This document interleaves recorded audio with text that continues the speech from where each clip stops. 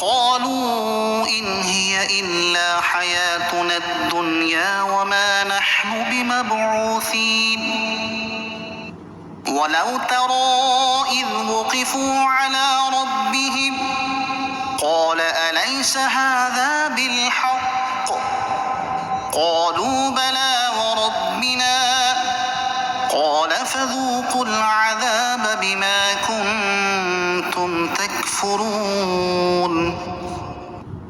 اور انہوں نے کہا تھا کہ زندگی تو صرف دنیاوی زندگی ہی ہے اور ہمیں اٹھایا نہیں جائے گا۔ اور اگر تم دیکھو جب انہیں ان کے رب کی بارگاہ میں کھڑا کیا جائے گا تو وہ فرمائے گا کیا یہ حق نہیں؟ تو کہیں گے کیوں نہیں، ہمیں اپنے رب کی قسم۔ فرمائے گا تو اب اپنے کفر کے بدلے میں عذاب کا مزہ چکھو۔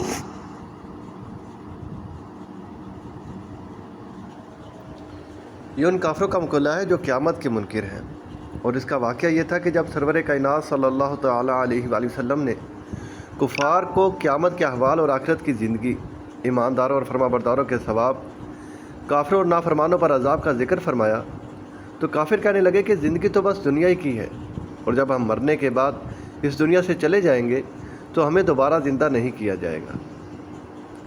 کافروں کا تو عقیدہ ہی یہ تھا کہ زندگی تو صرف دنیا کی زندگی ہے اور مرنے کے بعد کوئی اٹھایا نہیں جائے گا، اور اسی اعتقاد کی بنا پر ان کی زندگی غفلت کا شکار تھی۔ لیکن مسلمانوں پر بھی افسوس ہے کہ ان کا تو قطعی عقیدہ یہ ہے کہ مرنے کے بعد لوگوں کو اٹھایا جائے گا، اعمال کا جواب دینا پڑے گا، لیکن اس کے باوجود وہ غفلت میں پڑے ہیں۔ یہ بڑی افسوسناک صورت ہے۔ چنانچہ اسی مفہوم میں بزرگوں نے بہت سی باتیں ارشاد فرمائی ہیں۔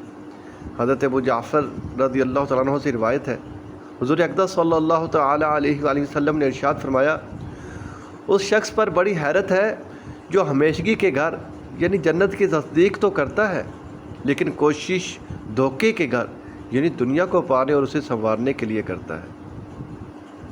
امام غزالی رحمۃ اللہ تعالیٰ علیہ فرماتے ہیں، ایک بزرگ رحمۃ اللہ تعالیٰ علیہ نے فرمایا کہ اس شخص پر تعجب ہے جو احسان کرنے والے کی معرفت کے بعد اس کی نافرمانی کرتا ہے اور شیطان لعین کی سرکشی کو جاننے کے بعد اس کی اطاعت کرتا ہے۔ حضرت فضیل رحمۃ اللہ تعالیٰ علیہ فرماتے ہیں، مجھے اس شخص پر تعجب نہیں ہوتا جو عمارت بنا کر چھوڑ جاتا ہے، بلکہ اس پر تعجب ہوتا ہے جو اس عمارت کو دیکھ کر عبرت حاصل نہیں کرتا۔ حضرت وہیب مکی رحمۃ اللہ تعالیٰ علیہ فرماتے ہیں، کسی شخص کے لیے یہ بات کیسے مناسب ہے کہ وہ دنیا میں ہنسے حالانکہ وہ جانتا ہے کہ اس کے سامنے قیامت کے دن کی فریادیں، گردشیں اور خوفناک مناظر ہیں۔ قریب ہے کہ سخت رعب اور خوف سے اس کے جسم کی جوڑ کٹ جائے۔